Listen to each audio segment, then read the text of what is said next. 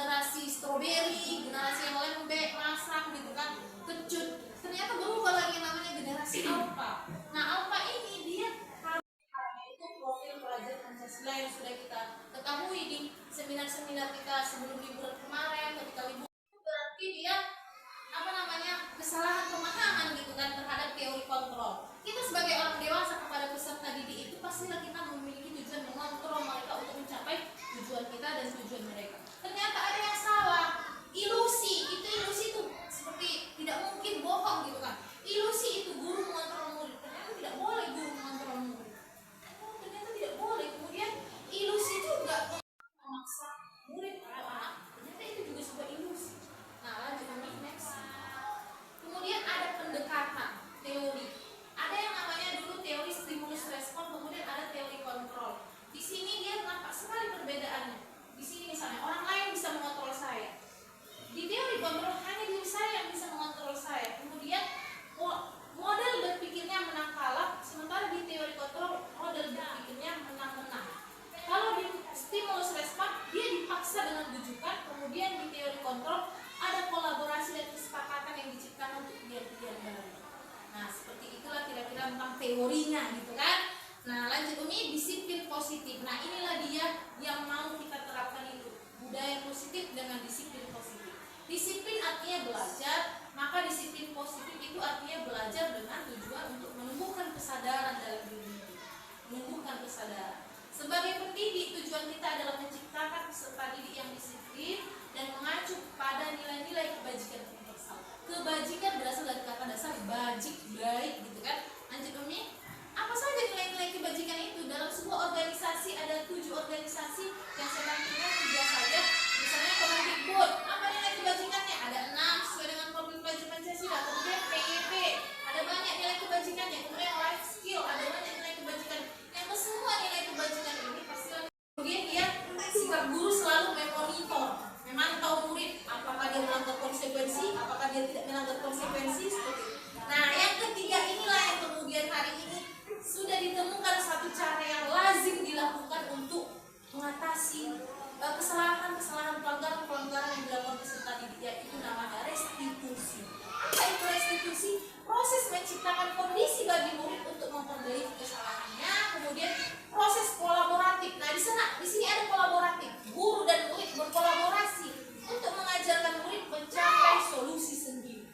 Jadi kita bimbing murid itu mencari solusinya sendiri. Dia yang buat masalah, kita bimbing, kemudian dia kembali kepada kelompoknya dalam keadaan yang baik. Dia bergabung dengan teman-temannya dengan dia sudah memahami salahnya apa. Itu karena dari motivasi dari dalam dirinya. Untuk melakukan cara menangani pelanggaran-pelanggaran yang dilakukan murid itu dengan restitusi. Lanjut ini. Kemudian sebelum kita ke restitusi atau cara menjalankan restitusi ini seperti apa? Ternyata ada 5 posisi kontrol guru terhadap muridnya. Yang pertama itu penghukum. Jujur sajalah kita pasti pernah melakukannya. Saya pribadi pernah melakukan. Kita menghukum murid, posisi kita sebagai penghukum. Ketika dia melakukan kesalahan dengan satu arah kita hukum. Jadi kita semua pernah melakukannya. Yang kedua, membuat merasa bersalah. Kamu memang ya nak, gak kasihan kamu sama ayah ibu kamu, sama kita buat dia rasa bersalah. Kemudian yang ketiga itu teman. Dia akrab dengan murid. Maka dari itu bisa kita katakan itu bukan tapi kepada guru lain yang mungkin tidak akrab maka melakukan yang berbeda gitu kan, teman. Selanjutnya itu pemantau. Nih kontrak belajar buat semua yang konsekuensi kita buat, jangan ada yang melanggar, jangan. Guru itu sebagai pemantau. Nah, yang kelima adalah manajer atau manajer. Inilah posisi paling tinggi yang diharapkan bisa memainkan restitusi tadi.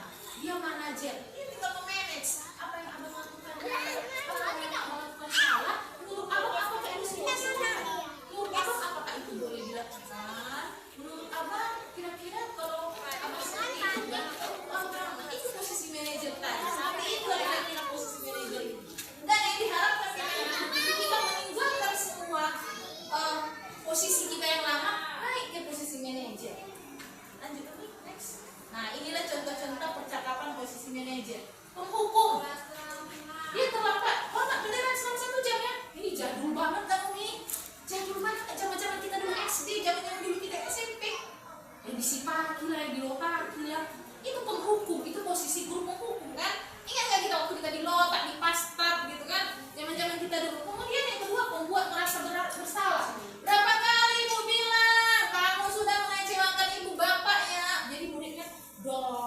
bersalah, gak bangkit semangatnya gitu kan. Ini dia posisi contoh, lakukan demi bapak dan ibu.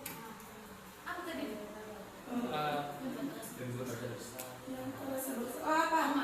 Iya tuh namanya. Ayo lakukan demi bapak. Nanti kalau sama bapak yang lain, dia gak kayak gitu, ya kan?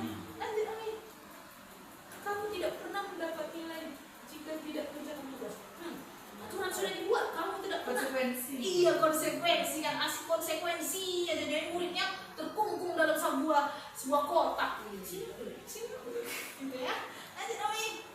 Nah, mengapa keyakinan kelas? Mengapa bukan peraturan kelas? Nah, ternyata sebelum kita membuat segitiga restitusi harus ada dulu keyakinan kelas di dalam kelas kita.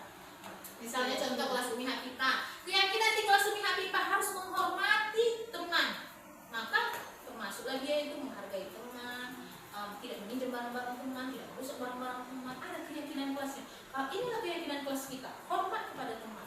Ketika dia melanggar, kamu melanggar keyakinan kelas kita. Nah, bagaimana membentuk keyakinan kelas itu? Next Umi, membentuk keyakinan kelas itu adalah sama seperti membuat kontrak belajar itu. Tapi kita bersama-sama dengan murid. Contohnya, sesuai dengan kondisi kelas, sedikit saja kata-katanya, tapi diingat, menghormati teman, sopan dan santun. Udah di situ itu semuanya tuh kan. Ketika dia cakap kotor, ketika dia membuli, ketika dia melanggar keyakinan kelas gitu. Kemudian semua warga sekolah dilibatkan dalam membuat keyakinan kelas. Nah, mereka bersama-sama kita suruh apa keyakinan kelas kita yang nggak boleh kita langgar, yang itu menjaga diri kita sendiri untuk kita berbuat baik.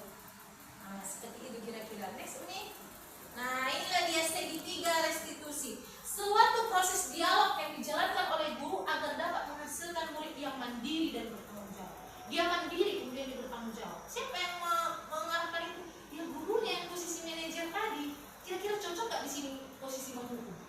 Cocok kan? Posisi pemantau?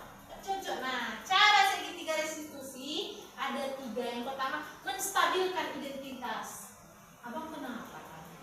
Ya Umi, tadi abang pas lagi baris di lapangan lotak-lotakan, sepak-sepakan sama kawan. Oh gitu. Udah distabilkan ya, udah dicari tahu kronologi ceritanya, barulah dia divalidasi tindakannya. Validasi tindakan inilah cara unik yang ada di restitusi ini. Yang pertama mungkin, kenapa bang seru ya lotak-lotakan di barisan? Senang ya, bahagia abangnya. Iya Umi, jadi abang bersemangat pagi-pagi. Iya Umi juga waktu kecil mungkin pernah kayak abang. Pernah Umi kayak abang, kita validasi dia bahwa apa yang dilakukannya itu kadang-kadang emang seperti itulah pada usianya anak-anak gitu.